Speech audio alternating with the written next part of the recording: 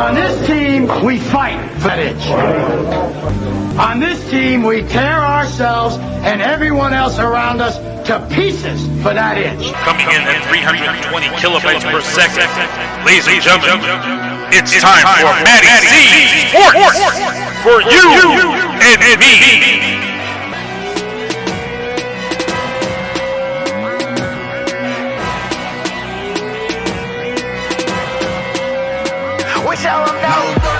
When it comes to getting dough and chasing dollars.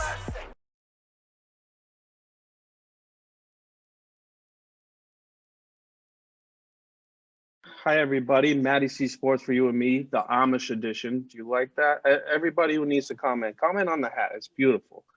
This is made by an Amish person. I don't know who it is. It could be a woman or a man. I don't care. But we got better things to talk about. We got to talk about the Bruins Islanders, and I'm going to talk about the Bruins and Capitals, but we have to talk about Game 7 with the Habs in Toronto. Now, I got my boys here, Sammy up the top of me on the left, and I got Anthony on the bottom of me. Hey now. And so now Game 7, boys, we go back to Toronto, right? Am I correct? So, oh boy, yes, we do. So, what do we think? Do we think our Canadian boys are ready, or are we ready for a battle going goal for goal, or we see a blowout? What is your opinions, guys? What do we got? I can give you my quick answer. It's been very close games. All 6 games have been very close except game 2 there. I think tomorrow's game, it's going to be a blowout on either side. That's how the game's going to end. So either Toronto blows us out or Montreal blows us out, but it's not going to be a close game. Oh, I don't know. I beg to differ. I said from the beginning, we're going to 7, but I did not predict a winner because I always truly believe the playoffs is a different animal. And even though the Maple Leafs were the dominant team this season against the Montreal Canadiens, somehow the Canadians, when it comes to playoff time, especially against superior teams, always seem to give them a run for their money. So I truly felt that this series was going to go to 7. I'm so happy I'm right for that. I did not predict a winner because in case of disappointment, obviously deep down inside, you guys know who I am rooting for. I expect it to be another close game. Reason why is because I think Toronto's scared. I think the pressure is on them. They got so much more to lose than Montreal does. And now that the seed of doubt has been planted in them and they're getting flashbacks and PTSD of 2013, what happened between the Leafs and the Bruins in 2013, it's flashbacks to that playoff series. The pressure's on them. Montreal has Toronto right where they want them. Fully agree with that statement. My worry is, look, don't get me wrong. You'll probably think I'm the most optimistic Habs fan out there. I always believe and I always look at the best in them more than the worst. But this time around, I'm on the fence. I agree with Sam. We do have Toronto where we need them to be. But at the same time, you have Toronto coming out with vengeance, right? They want to not repeat history. They have Marner and Matthews who have not broken the ice yet. So there's a lot of things that they can come out of tomorrow night. Now, like I said in our show yesterday, and I spoke to the guys, if you want to win tomorrow night, we got to continue that game plan of stopping these two guys. Continue having Price playing his steal the series style hockey, right? We cannot open up the gates for Marner and Matthews. We've been holding them down all 6 games. Hold them down one more game, and I think we could have it. Yep. They open it up, forget it. So that's why I'm on the fence of not saying where Sammy's like, look, we have them, we've got them. I agree, but there's other sides to it, right? So I'm right in the fence of it's anybody's game tomorrow. It's anybody's game. Well, my thing is going back to Sammy a couple weeks ago when we had our show again with you and Anthony, and you were talking all about goaltending.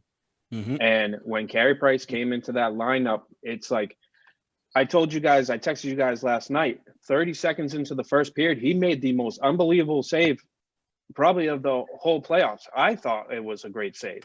Yeah. And that they could have just Toronto could have just broken the ice that point in the game. 30 seconds left in the first period, and then you're like, oh shit, now we gotta start all over. We gotta reevaluate. But the players from Montreal are really showing that they can beat this team. They can beat Toronto in a good fashion. So, I mean, you're stopping players, and it's funny because Joe Thornton has never made a Stanley Cup. Wayne Simmons has never made a Stanley Cup. Mitch Marner has never made a Stanley Cup. Matthews, it goes on. Yep. You know, and like you said, we go back to 2013. The Bruins come out on top. Patrice Bergeron, the best Canadian center ever. I will say it, best Canadian center ever. Yeah, but he is. Yeah, he is. That is true.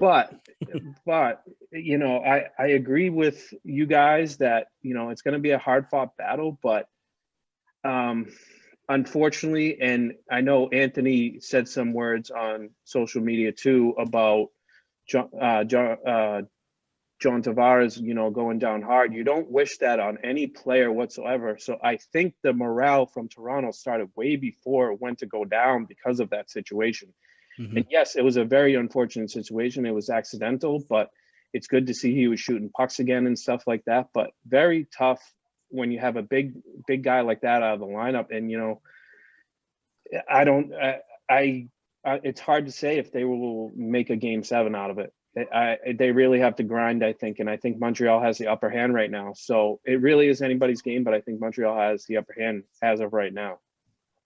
Yeah, absolutely. It's amazing how Carey Price is the difference maker.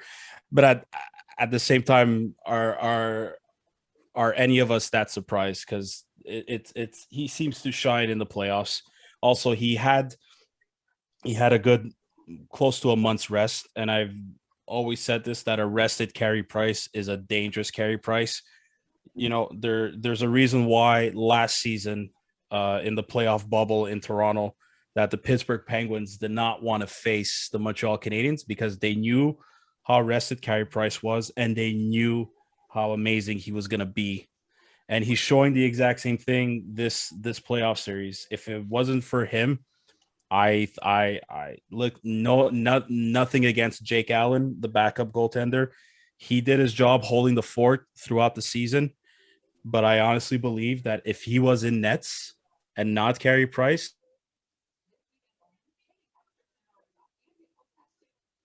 majority of the reason why the Canadians are going to Game 7 is because of Carey Price. But for the first time in almost all season, we're seeing slightly better defensive structure. It's not perfect.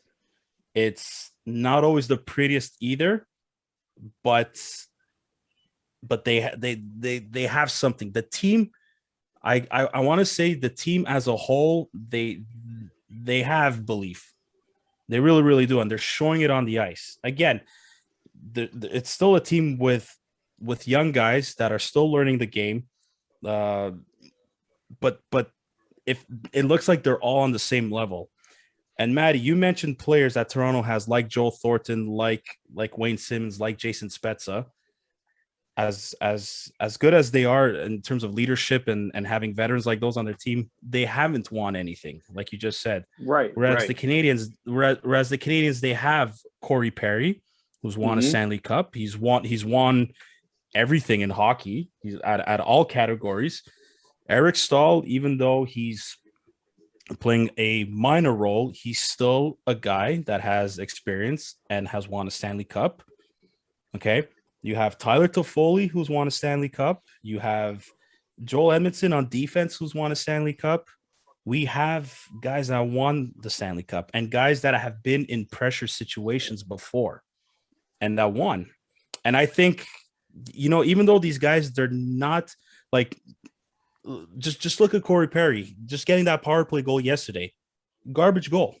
It was a garbage goal. But that's the message he's sending to this team, saying, listen, if we're going to beat this team who on paper is a little bit more superior than us in terms of talent and elite players, we have to score the garbage goals. That's how Corey Perry scored the first power play goal yesterday. And finally, the power play has been working yesterday. Yes. Two goals on the power play. Something that was the kryptonite for the Canadians, not just this season, but especially this series. So it's little details like that build the confidence in the team as a whole, as a unit, and for some of these players individually. But like I said, they come together collectively. If they keep that up, like Anthony said, they got to shut down Marner and Matthews one more time. At the same time, too, I'll add to that, if they do have the lead, they can't blow it. It's 2 games in a row, even though they won. It's 2 games where they had the lead and they blew it in the third period, like always. It can't happen anymore. It really, really, really can't. You can't go into Game 7 like that. I'm gonna quickly add to that quickly, Matty, and then you can continue. Sure. I'm a strong believer. And I know my boys always make fun of me with this, but I stand my ground. I'm a strong believer of character over elite talent. Okay. Yes, there's a lot of moments this year that I wish we had elite talent. And I'm starting to see that elite talent is important to have in your team. But I still believe that character outbeats that. Yes, in the long run, character can tire out your team and elite talent can help you. So we need to have a balance. But this series right now, if you look at it, how it's been going, character is beating the elite. We don't have elite players. The only elite player right now is Carey Price. He's the only one playing good hockey. He's the one so far stealing this series. Like Sammy said, if it wasn't for Price, we wouldn't be here right now. We would have got swept. Maybe a Game 5, but I think a complete sweep from the Toronto Maple Leafs, because Montreal has not been playing strong hockey. We did fix our defensive side of things because we did have a bad defense all season. So that's helping the situation. But at the same time, our offense is nowhere to be found. So like I said before, right now we're shutting down Marner and Matthews. That's what's scary out there. Don't make them open up the gates. But our offense hasn't opened up the gates either. So we could be dangerous if Toffoli wakes up, which he did score yesterday, and maybe that builds back his confidence and he comes out tomorrow shining. We have Anderson, who has 1 goal this playoffs, which is really odd to see. And then you have the Cole Caulfield, who hasn't scored, and you have Suzuki, who's playing good hockey but hasn't put too many points in. So what I'm trying to say is that tomorrow, not only we have to worry about Marner and Matthews, we also have our full offensive core that needs to wake up.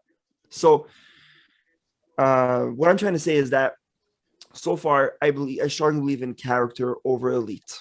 And I think that's what's winning the series right now, because our boys, as much as we're not being the best team on the ice, we're showing that the fight is still there. And they're fucking tired.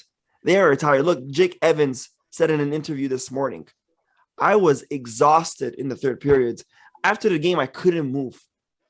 Thank God for the fans, because the fans is what kept us going. If it wasn't for the fans, our team would be like Jake Evans had 2 games off, and he's saying he's tired after yesterday's game. Imagine the Weber, who's been playing 37 minutes a game, and everybody else. So our team is very tired. That's a given. And that's why I believe the fight that we have and the heart of this team and the character of this team, that's what's helping us win this series so far.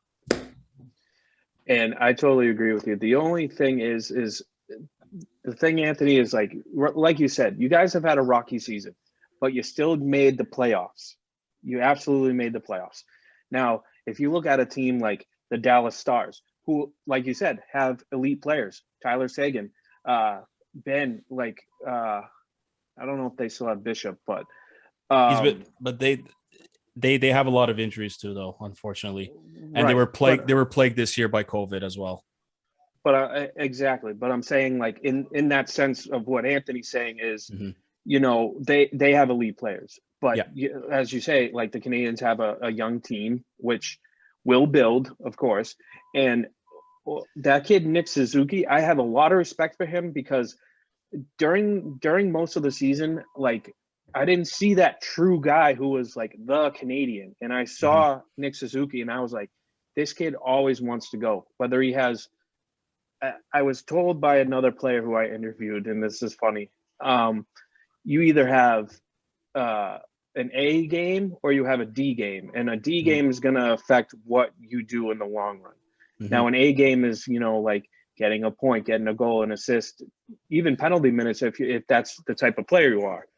But I see Gallagher playing a little bit. He had some crisp passes yesterday. Corey Perry played great yesterday. I thought so. But with I'm pretty sure it was the Perry goal, the first goal, where all your guys were in front of the net digging like miners to get that goal. Yep. That was heart of your team. That's where your team needs to be. And if they play like that every game, and especially tomorrow in Game 7, I don't see any problem with Montreal getting a spark out of what they did last night with that. Although the game turned a little bit out of control, like game 5, I think it'll be a good result if they play like they have. They just need to play defense a little bit better. But the Toronto goalie is just, I'm sorry, he's garbage. It's just he has a good he has a good defense that can help him out. And that's true too. And it's unfortunate that I have to say something bad about a player, but their goalie sucks. Well, not just defending you, Montreal guys, but I mean, no, it's terrible. There's times I wonder if what if they decided to go with Frederick Anderson instead of Campbell. But Matty, in agreeing with your point, is the Canadians, they had a problem scoring goals at the beginning of the series. Then Game 5 they scored 4.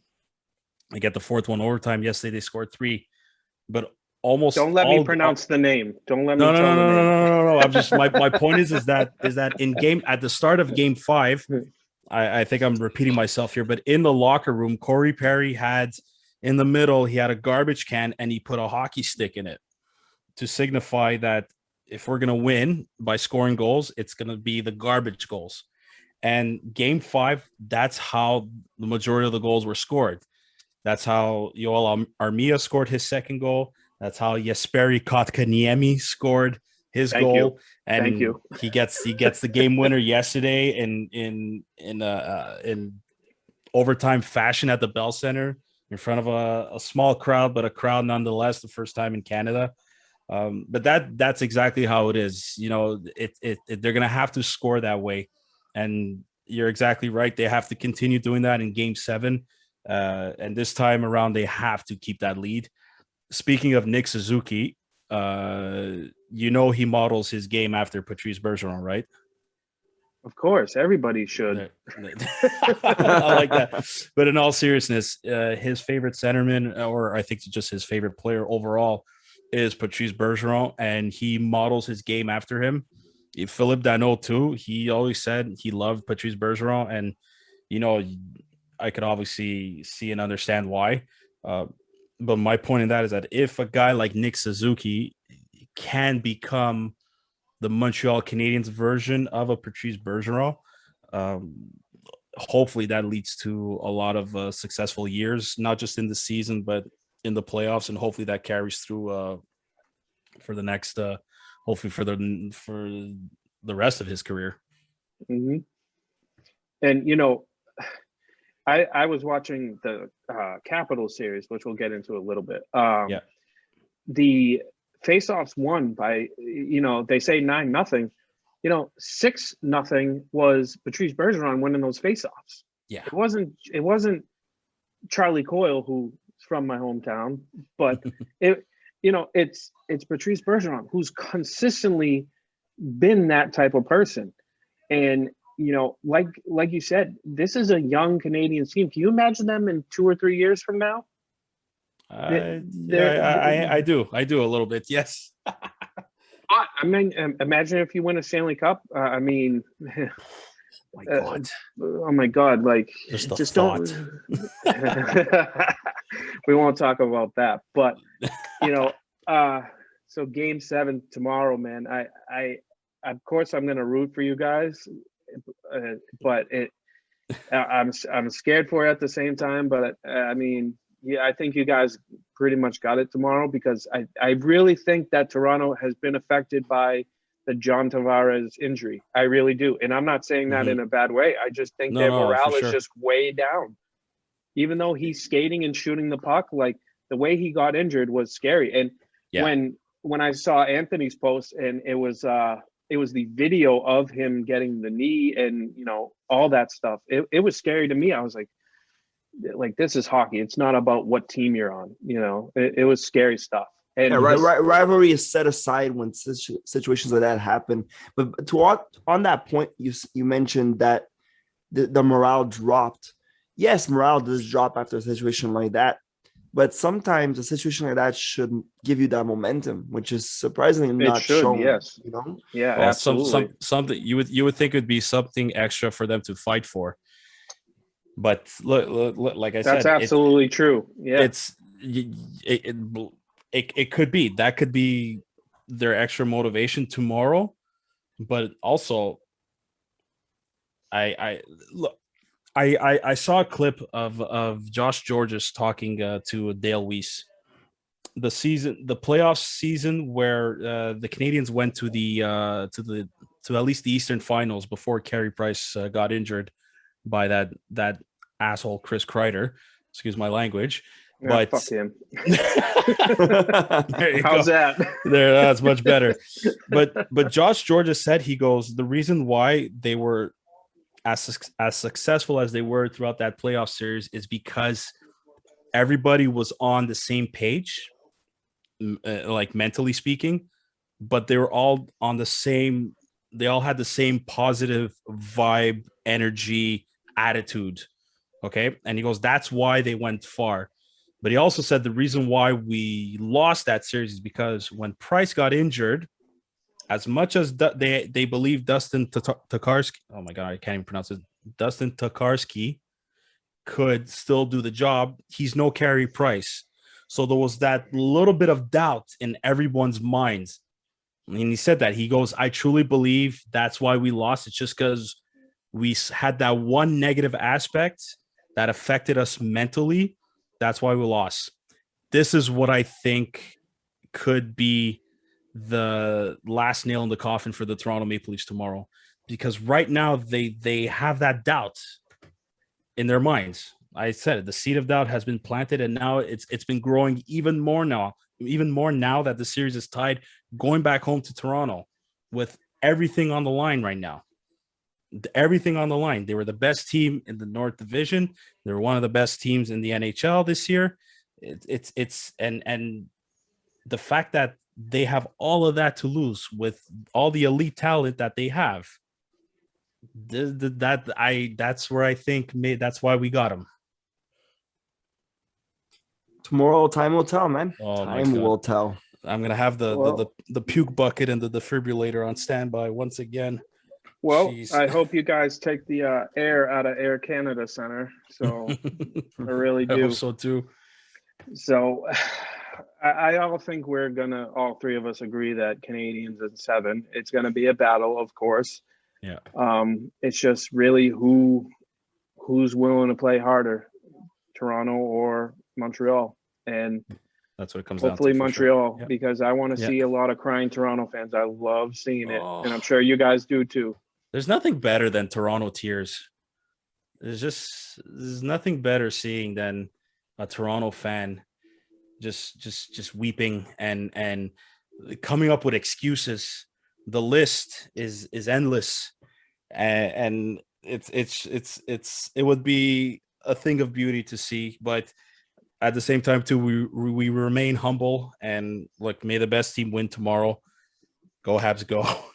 to your to your Boston friends and followers, I'm sorry. Right now, go Habs, go! And I will say this: in 2013, I was rooting for Boston against Toronto, so I expect the same treatment Same from here. from Bruins Nation. Yeah, you'll get it from me, obviously. That's good enough. Now whether you get now whether you get it from some of my friends, I don't know. But That's all right. you know, they root for other teams too. But going on, so the Bruins beat the Capitals in 5, which probably shocked the shit out of you guys just as much as me. It really did. Yep. Especially coming from, you know, just like I told you guys the top 3 things. I don't remember if I told you guys. I believe I did, where I said cover fucking Alex Ovechkin from the top left of the circle and block the shots. Connor Clifton and who's that other Nick Ritchie were just like 2 targets, and they were like, shoot at me. Shoot at me. And they were blocking all his shots. It was unbelievable. And Tuukka Rask comes out of nowhere. I'm like, you asshole. You left the bubble last year. Yeah. You fucking come back and you're making these unbelievable saves, you know? It's I was really shocked with Ovechkin, and they did a great job taking care of TJ Oshie, which unfortunately his father passed away and before the playoffs began and all that stuff. But was his mindset there? I don't know. But again, another bad goalie.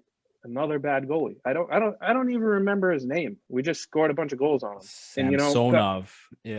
Oh yeah, they said it like, you know, I remember. I'm sure you guys remember Sergei Samsonov.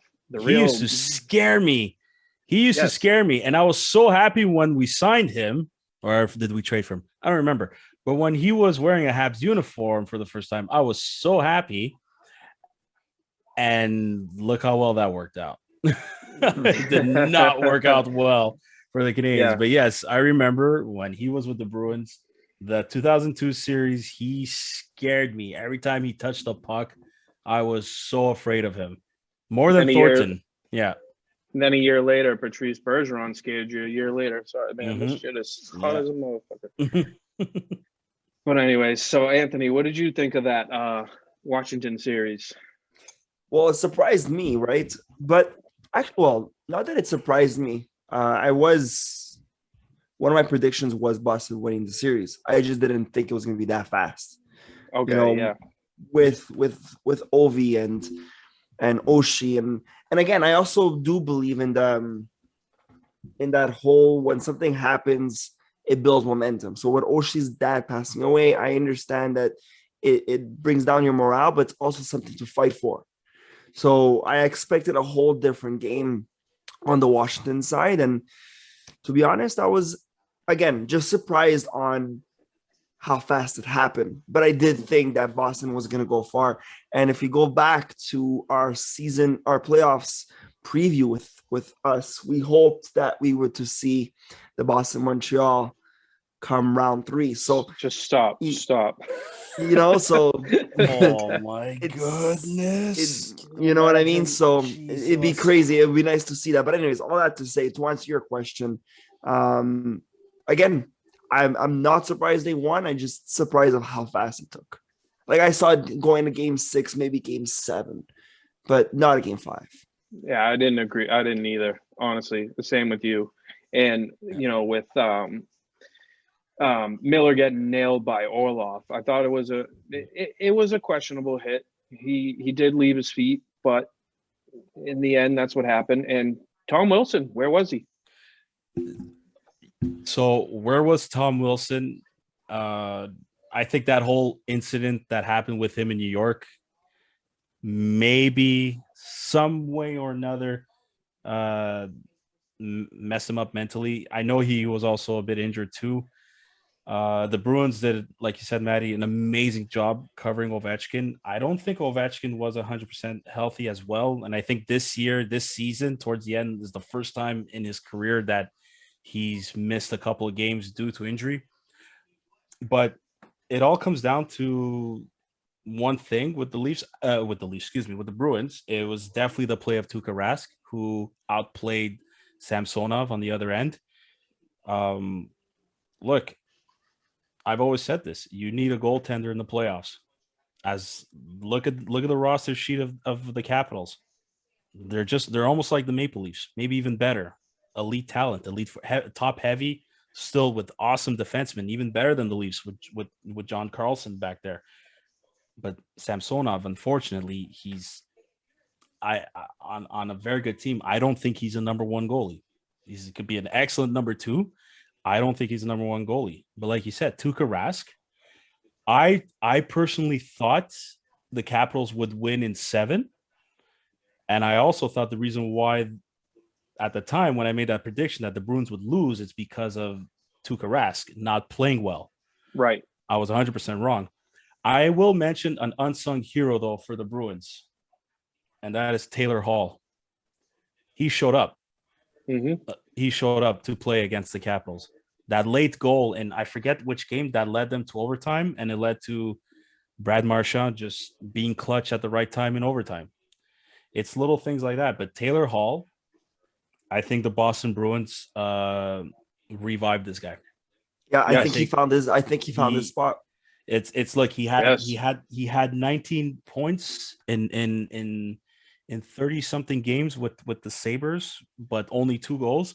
He got 14 points. He had 14 points for the rest of the season with the Bruins. At least 6 or 8 of them were goals. He's back to being himself now because he's on a team that is, let's be honest, a well-structured team, a great system team, great players. I mean, you have David Pastrnak finally woke up, in my opinion, yesterday. What a way to wake up and get a hat trick against the Islanders. But when your key players are clutch, like your Bergerons, like your Marchands, even Krejci, I thought he did pretty well for the number two center against Washington. I actually have a question for you, Matty. What's up, brother? How weird was it to see the Bruins face your old captain Zdeno on the other side? Well, that's a very good question. I really think that people respect Chara in this. Well, I'm not here, but in in Boston, he was always well respected. I thought, in my opinion, his game went down after the playoff loss to Chicago in the Stanley Cup. I thought his game went down a little. Then he picked it back up against the Blues in that Stanley Cup. And, you know, with the broken nose and stuff like that, broken jaw. It was you either loved him or hated him. It's like Tuukka Rask. You either love him or hate him, you know. Mm-hmm. But Tuukka Rask has always been the guy who would make that save that you really need. I mean, he's a little Tim Thomas-esque where he goes like to the blue line to fucking chip it up to the other side. And I don't like. I know he did learn that. Yes, he learned from it. He definitely learned from. But Timmy did it the right way, and I miss you, Timmy. Just come back at age 70. But what you're saying, Sammy, about Taylor Hall, and today, last night showed it. It really did. I believe it was the second Pastrnak goal, and Hall was just right in the way. He made a perfect screen. He had a Islander right behind him. Blocked the goalie totally and put the puck in the net. Now, that's little stuff that nobody talks about. Yep. And with Taylor Hall doing that yesterday, and like you said, he's revived himself. He is a great addition to our team, and I was happy when we picked him up, like for sure.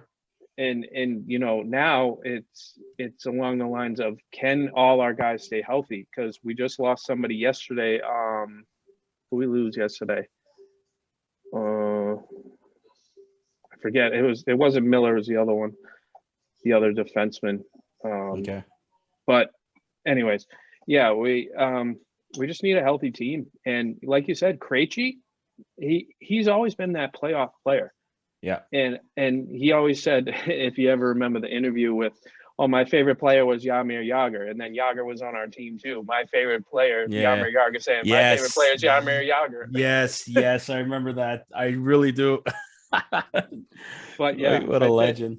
I was impressed with yesterday's game, but I'm humble, and I'm a Bruins fan, and I know how things can go downhill with the friggin' Philadelphia Flyers. We were up 3-0, and they came back and won it. So, Well, it's because with the Islanders, you gotta remember Barry Trotz knows how to lead this team to victory. very smart coach. Very He's smart coach. I consider him the new Scotty Bowman. Really? Ooh, that's a I big do. one. I That's a big do. one. I think Barry Trotz. I just find it's a mixture. It's just taking guys that are not big name. They're not big name players, except for Matthew Barzal, who I think is phenomenal. But he knows how to get these guys to play to their full capacities and win as a team. That's why it's amazing what he's doing with the Islanders. I wish the Montreal Canadiens would have a Barry Trotz like coach, just to because he's like a Bill Belichick. He'll take up an unknown player and just no, but it's like you just you couldn't resist. You just couldn't resist. I had to bring it. No, but Oh no. Actually, I'm not saying it as being a biased. I want to hear it because I'm a Pats fan too. Tell me, I'm assistant coach Anthony, please tell me. But it's not the biasness of being a Pats fan. It's a truth. It's this coach has the magic in him. He's very smart. He knows his stuff, and he knows how to turn an unknown player into a superstar. The guy could be a nobody, could be a player like that's never scored a goal in his career, and then he coaches them, and he'll throw in those 15 goals. I think that's the magic in him, right? Like Belichick, right? You know, he'll make a player shine because all these players that left Belichick are nobodies afterwards, besides Brady. But everybody else, they all come back. They all come back or want to come back. So, yeah. There's still players. There's still players you watch. No, this Anthony is absolutely agreeable. We'll go to Patriots real quick. So boy. We'll go with Chandler Jones wants to come back. You got Tom Brady secretly wants to come back. Gronk, I could give a shit about anything. He can go to the WWE for all I care. Adam Vinatieri just retired. Mm-hmm. Started with the Patriots and stuff, And like you said, we'll go back to Barry Trotz. Yeah, he got a Matt Barzal on his team, but you also got garbage like Clutterbuck. And I'm not a big fan of Pollock. Not a big fan. But yeah, they all play hard-nosed hockey, which is pretty much the same style as the Bruins, actually. This is why I think this is going to be an excellent series. It's just going to be two like just hard-nosed battling teams that listen. Yesterday the Bruins they manhandle them, but also it's because again David Pastrnak when this guy decides to play, he's the most dangerous guy on the ice, and he had a hat trick yesterday. Good for him. But it's going to be a great series. I really because a lot of people they underestimate the Islanders. I find, and but they also know that they're a good team, that they're not to be underestimated. But for some reason, everybody still does. And that's when the Islanders take them by surprise. And when they went to get Kyle Palmieri and Travis Zajac from New Jersey, just adding those two veterans alone helps a bit. But that's the thing with it. That's the thing with the Islanders. They haven't made a name for themselves yet, right? The Pittsburgh Penguins, the playoff team, the Stanley Cup teams, and then the Detroit Red Wings in the past. They had that. They're known to go to reputation, the finals. A reputation. Yeah. Islanders has been a last place team for so many years. Now they're starting to shine. They're starting to show who they are. But again, we're underestimating them because it's like, okay, the New York Islanders. Who the fuck are they? But they're a big team too, though. So exactly. they play that style, just being tough to play against. They're big guys. There are a lot of big guys on that team that could play. And again, they're not the big names, but they could still play. It's just Matthew Barzal, he's going to be that guy that the Bruins have to shut down. And they did last night. And exactly, and that's why they won. Now I'm worried about, they had I think it was Pollock last night. He took a snipe top corner on the right side of the net, was just nasty. And Yeah. I don't know. I don't know about you guys, but I love hearing a goal that goes off the post and in. It's There's like, nothing. it's that It's like sound. music. It's music to the ears. That sound. There's nothing better. Yesterday's game, I'm gonna go back to the Habs Toronto game. Cole Caulfield, man, he was on I believe it was on the right circle, and he managed to find.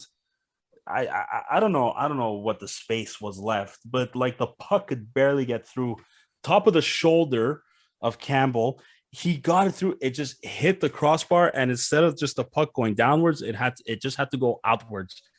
But half an inch to the left, and it was a goal. But the game of inches, man. I'm waiting like Caulfield's goals. That's how he scored. They're just off the bar and in, off the post and in. That sound, Matty, like you said, it's literally music to the ears of every hockey fan. There's if you do not like that sound, there's something you need to stop watching hockey like immediately. Exactly. And the game before, going to your series, Game 5, when Caulfield back taped the tape and they banged it home for the OT. Oh my God. I was rooting for you guys. I was like, I think I texted you, Anthony. I was like, oh my God, you guys just scored a goal. That was sick. Like Caulfield just tapped it back in. And I was like, oh my God, yeah, but we didn't even know it was a goal yet. I don't even think the arena knew, because the light didn't even go on. It was only judge, when the ref went like this. That was like, I actually thought he missed. I did not know I thought Campbell made a toe save. Like I said, because we didn't see the goal light, like Anthony said, as soon as we saw the ref pointing towards the net, that I jumped out of my seat. I screamed. I lost my voice. Saw you. It's just, that's true too. No, it's just it's the hockey sense that Cole Caulfield has. Just the way he intercepted that pass at the blue line, and first thing you think when you mention Cole Caulfield is the kid's gonna shoot. Kid scores. He shoots a lot. That's how he scores. But I did not expect him to make a pass back to Suzuki. It was finally the right play, because the kid knew that the goalie was thinking, I'm gonna shoot this. So that's why I'm going to give it to Suzuki for that one more pass. And it ended up working. And fast forward to yesterday's game, that madness, and now we're oh my God, just thinking about it, I'm stressing again. I don't know how I'm going to sleep. I will tell you, Anthony, I did wear the jersey for the final game against the Capitals, so the curse is broken. I can wear a Bruins jersey or anything Bruins again. Awesome. But I just think that Caulfield's going to make a name for himself in Montreal. This is a whole new. It's obviously a sign of a new beginning. I mean, he comes out of college and starts doing what he does. Yeah, it's unreal. Down in the minors, and then comes up to the NHL and just plays like he's played the whole season. Unbelievable. Just an unbelievable player. And yeah, it's just unreal. I'm sure you guys got more coverage than me. You guys got Knuckles and Island. We got like 98.5 the Sports Hub. Yeah, no, Nyland loves him for sure. I mean, the entire TSN 690 crew loves him. The city loves him. It's just he brings this whole new life and energy to the team. You see it on the ice, because every time he has the puck on his stick, dangerous guy. He is dangerous. He's kind of. I'm trying to remember the last time I got excited about a player was PK Subban. It was one of those times where, like, when he winds up for a one-timer shot at the point, you kind of like stand up, because it might be. Yeah, I know it brings back a bit of bad memories for you. This was the curve on his stick after he shot. I know. But the last four to that was Alexei Kovalev when he was there. God. So we're talking about that now. Oh, dude, he was my favorite throughout that decade. I loved him. He was a good player. So when, like, last night, a couple of times when Caulfield's shooting, I'm literally at the edge of my seat, ready to either cheer because he scored or just do that all like, he missed. But my point in all this about Caulfield is not only does he create opportunities for himself, but he also creates opportunities for his line mates. It's crazy. And this is one thing the Canadians and are going to need to work on with this guy in terms of they need to make sure his line mates are ready for a pass at any given moment, because this kid sometimes, maybe 4 out of the 5 times he's going to shoot, but that 5th time that he decides to pass is because you're open. You're open for a goal, and I'm going to feed it to you. So you better have your stick ready. This is how sneaky this kid is. That goes to show just last game that 2-on-0, he's a goal scorer. So Campbell, right away, his mindset is this guy's going to shoot. He's going to try to score.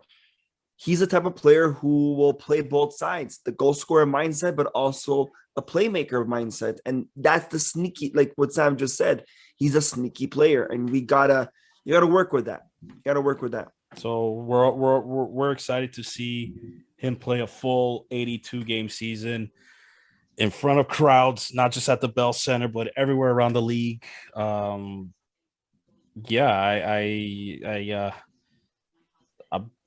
can't wait to see the kids, especially the younger ones, especially our defense, Alexander Romanov. Even though he's healthy scratch for now, he's still going to be a big part of this future. And I can't wait to see them play other teams in the league and other rival teams like the Bruins, like the Flyers. I can't wait for that. I can't wait for that. We all can't wait. It's gonna be fantastic next year. I feel it. Yeah, I don't know about you, Matty, but we're tired of seeing the same. Like, okay, don't get me wrong. I'm enjoying the whole Toronto Montreal series because it's the playoffs and it's the first time since 1967. 67. Well, no. Since last time they won. Last time the Canadians. Last time they won. 1979. Yeah, it was 79. Yeah, so I'm excited, but just seeing the Canadian teams over and over again playing the same 4 teams for 56 games, like, no, I want to see the Flyers. I want to see the Bruins. I want to see the Avalanche. Like, I want to start seeing that the diversity that, like, it's just I miss it. I can't wait for next year. I hear you, and I don't want to see the Avalanche this year. No, thank you. Oh my God, they're actually I know they're playing. My goodness, they're leading 6-1 at the end of the second period versus Vegas. Gee, if you're beating Vegas by that much. But yeah, so we'll go into the closing, but so up there in Canada with, we have NBC, we have all this other stuff. You guys got TSN or CB, is it CBC's the other network? Yeah, there's so TSN, what are they calling Game 7? What are they calling for Game 7?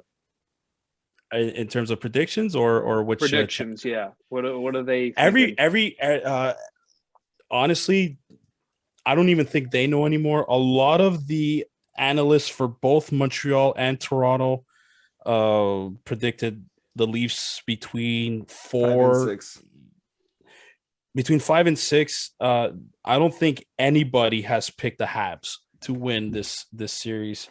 I saw a sheet I saw online a post of a piece of paper with a bunch of analysts saying that the Leafs would win in 4 and 5. A lot of them were in 4 and 5. Quite a few 6s. There was just one guy that is predicting the Leafs in 7. Eric Engels. And he's an analyst for the Canadians. He follows the Canadians. He's a Montreal Canadiens analyst. But he's fired. Yeah, he might, especially if the Canadians win tomorrow. Nobody, like we said, Matty, nobody gave the Canadians a chance. Greg Button, I want to. If he were face to face with me right now, either a nice little knuckle sandwich or just rip him a new one, saying on TSN, saying that he doesn't see the Canadians winning a game against the Leafs. He said they were going to get swept. After the Canadians won game 1, he basically was like, okay, fine, they won game 1, but they're not going to win another 3.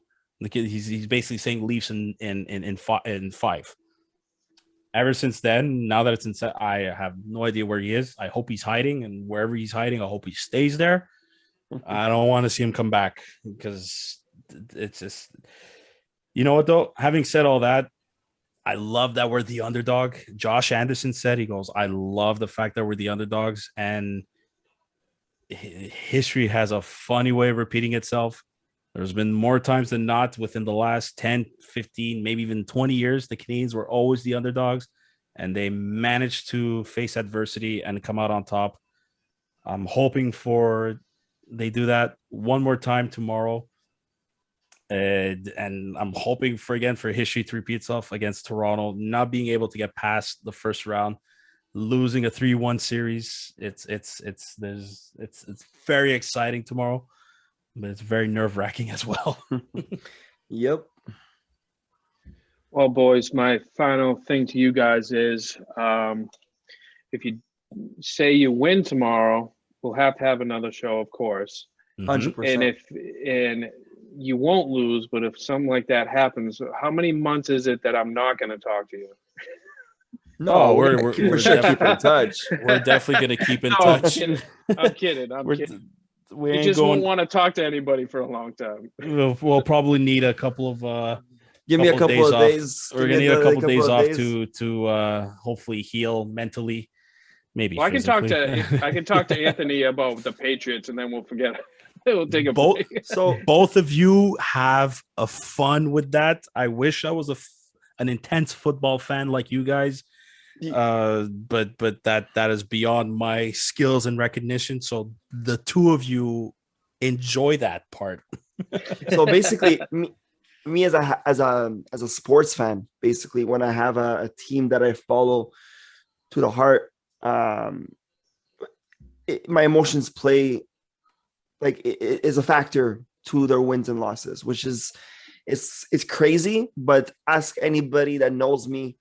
In the past, let's say the Montreal Canadiens would get eliminated. You can't talk to me for almost 2 weeks. It really takes me down. I don't know what it is, but it takes me down. As I get older, it doesn't take me as long to get over it, but I'm still that guy, right? Only good thing this year that if knock on wood we lose tomorrow, is that I have something to look forward to next week. And I'm not sure if you're a soccer fan, but Euro Cup finally this year. I'm a big Italy fan. I'm Italian, so I can't wait to see my boys on the field on June 11th. Only for him to be sad for another 2 weeks after they get eliminated. 2 weeks, fucking. When it comes to Euro Cup or World Cup, I have to wait 4 years for the next championship. At least Habs, you lose. I have to only wait till October. When the Patriots lose, I gotta wait till the next October. Italy, when they lose, I have to wait 2 to 4 years. So imagine how much my emotions are affected a loss from. What's up? We the BMG Boys, and thank you for listening. Please follow his Facebook page and subscribe to his podcast at Apple Podcasts, iHeartRadio, and Spotify. Let's go.